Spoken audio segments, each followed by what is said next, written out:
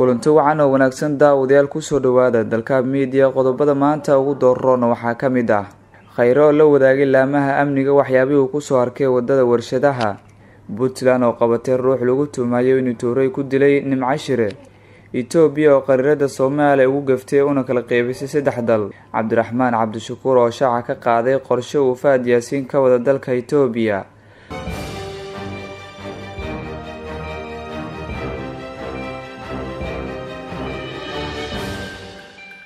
qodobadaas iyo qodobo kale ayaad ku daawan doontaan daawadayaal dalka media balse aan ku bilaabo magaalada Muqdisho Ra'iisul Wasaaraha Soomaaliya Xasan Cali Khayre ayaa xalay kormeer ku sameeyay baraha ciidamada dawladda ay kaga sugan yihiin isgoyska oo saraakiisha ammaanka la wadaagay waxyaabaha uu halkaasi kala kulmay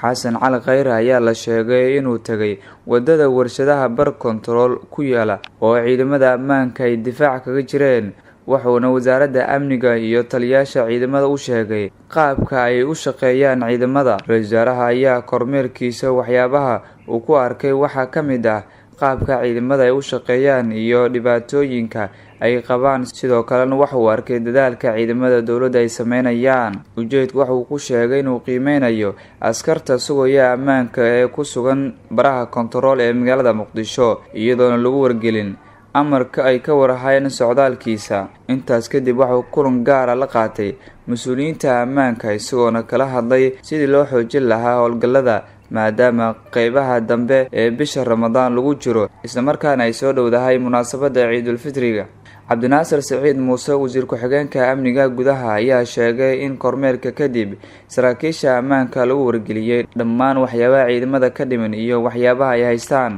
Xasan Cali Khayre wuxuu kormeerkan uu ahaa mid si gaar ah u aaday meelaha ciidamada ay joogaan isaga oo u guurgalay xaaladda ammaanka wuxuuna kormeer kadib uu la kulmay saraakiisha ammaanka iyo hay'adaha ammaanka isagoona la wadaagay waxyaabaha uu ku soo arkay kormeerkiisa waxyaabaha uu ku arkay waxaa ka mid ah caqabadaha ay qabaan ciidamada waxaa la doonayaa in ka hor ciidda aad loo sii adkeeyo ammaanka magaalada Muqdisho waxaana la sii xoojinayaa xaqiijinta ammaanka ayuu yiri Ra'iisul Wasaare Khayre warar dheeraad ah ayaa ka soo baxaya howlgallada ciidamada ammaanka ee magaalada Gaalkacyo ay ka sameeyeen baaritaano magaaladaasi oo lagu baadigoobayay dhalinyaro tooray ku dilay gabar ka soo baxday masjid ku yaala magaalada Gaalkacyo xarunta gobolka Mudug isla markaana ku soo tukatay taraawiix wararka soo baxaya ayaa sheegaya in ciidamada ay gacanta ku dhigeen hal ruux oo lagu tuumayo inuu ka dambeeyay falkii lagu dilay gabadha dhalinyarada ahayd ee ka soo baxday masjid ku yaala xaafadda Garsoor ee magaalada Gaalkacyo xarunta gobolka Mudug ruuxan ayaa la tuhunsan yahay inuu qayb ka yahay dilka Nimca Cumar Shire oo habeen ka hor lagu dilay meel ku dhow masjid ay ka soo baxday iyadoo tooray loo adeegsaday dilkeeda saraakiisha ammaanka ee Puntland ayaa sheegay inay baaritaan ku wadaan ruuxa la soo qabtay inuu qayb ka yahay dilka Nimcashire oo loo geystay waxaana hadda lagu hayaa xabsi ku yaala waqooyiga magaalada Gaalkacyo marka laga soo tago qabashada shakhsigan ku eedeysan dilka gabadha dhalinyarada ahayd ha yeeshee ma jiraan cid sheegatay dilkaas ama cadeysay sababta loo dilay magaalada Gaalkacyo xarunta gobolka Mudug ayaa noqotay sanadkan mid lagu dhibaateeyo gabdhaha iyadoona sanadkan gudihiisa lagu kufsaday laguna dilay gabar lagu magacaabi jiray Caaisha Ilyas dawladda Ethiopia ayaa mar kale gaf weyn u geysatay qariirada Soomaaliya una kala qaybisay saddex dal oo kala Soomaaliya, Somaliland iyo Puntland bogga wasaaradda arrimaha dibadda dalkaasi ayaa waxaa ku taxan dalalka ay ku leeyihiin safaaradaha iyo qunsuliyadaha waxaana yaab leh in Somaliland iyo Puntland loo muujiyay dal ahaan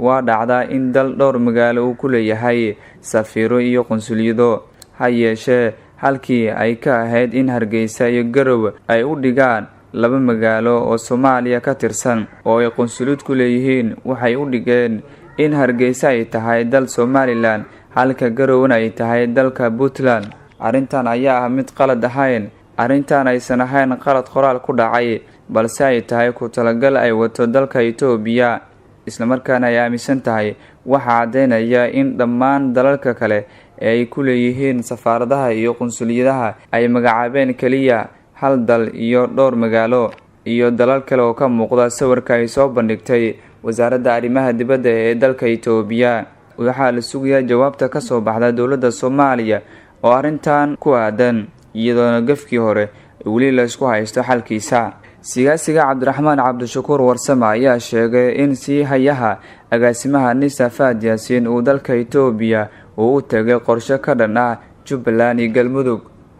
Cabdiraxmaan Cabdishakuur ayaa sheegay in Fahad Yaasiin uu doonayo in ciidan Itoobiya Dhuusamareeb la geeyo, kuwa Kismaayo ku suganna ay afduubaan doorashada Jubbaland sidii Baydhabo oo kale. wiilka kusimaha ka ah taliska nabad sugidda iyo sirdoonka qaranka Soomaaliya ayaa toddobaadkii ugu dambeeyay dhowr jeer iskaga daba noqday magaalada Addis Ababa ee dalka Itoobiya. waxa uu kulamo la yeeshay saraakiil sarsare oo ka tirsan sirdoonka militariga Itoobiya. wiilka wada musuq ayuu ku raadinayaa in ciidan Itoobiya Dhuusamareeb la geeyo, kuwa Kismaayo ku sugan ay afduubaan doorashada sidii Baydhabo oo kale. dowladda Itoobiya waxaan ugu baaqaynaa in arrimaha doorashooyinka Soomaaliya faraha ay kala baxdo. guud ahaan intaas ayaan kusoo gabagabeynayaa daawadayaal warkii aad ka daawanayseen dalka media. intaan warkaan oo kale aan ku kulmi doono sidaas iyo nabadgelyo.